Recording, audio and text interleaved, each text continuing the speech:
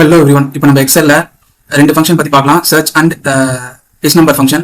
இப்போ first search function வந்து அது ஒரு நேமில் இருக்கிற கேரக்டரோட பொசிஷனை ரிட்டர்ன் பண்ணும். ஈக்குவல் டு சர்ச் ஃபங்க்ஷன் இப்போ பார்க்கலாம்.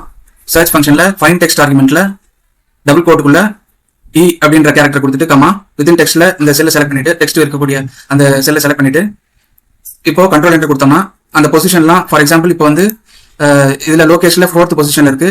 அதே மாதிரி பொசிஷன்லாம் ரிட்டர்ன் பண்ணியிருக்கு. இப்போ ஃபார் எக்ஸாம்பிள் இந்த ரேஞ்ச் ஆஃப் செல்ஸ் செலக்ட் பண்ணிட்டு equal to is number function use பண்ணலாம். இஸ் நம்பர் ஃபங்க்ஷன் அதில் வேல்யூ ஆர்குமெண்ட்ல இந்த நம்பரை கொடுத்துடலாம். சர்ச் ஃபங்க்ஷன் தான் கொண்டு வருது, அதை வேல்யூ ஆர்குமெண்ட்ல கொடுத்துட்டு இப்போ பேக்கெட்டை க்ளோஸ் பண்ணிட்டு கண்ட்ரோல் என்டர் கொடுத்தோம்னா ட்ரூ வருது. இப்போ இதை சென்ட்ரல் அலைன்மெண்ட்ல வச்சுக்கலாம். சென்ட்ரல் அலைன்மெண்ட்ல இப்போ ஃபார் எக்ஸாம்பிள் இப்போ இங்க வந்து உமேஷ் பதிலாக வேற ஏதாவது நேம் வருதுன்னா இப்போ ராஜ்னு வருது. இப்போ என்டர் கொடுத்தோம்னா அந்த இடத்துல ஃபால்ஸ் வரும், இல்லை டெலிட் பண்ணாலும் ஃபால்ஸ் வரும். டெலிட் பண்ணாலும் இந்த இடத்துல ஃபால்ஸ் வரும்.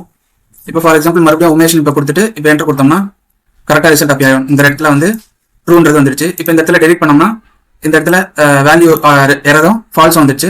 இப்போ ஃபார் எக்ஸாம்பிள் மறுபடியும் வந்து டைப் பண்ணி இப்போ என்டர் கொடுக்குறோம்னா ட்ரூ வந்துருச்சு. இந்த பொசிஷன் நம்பரும் ட்ரூ வந்துருச்சு. இந்த மாதிரி நம்ம கொண்டு வரலாம்.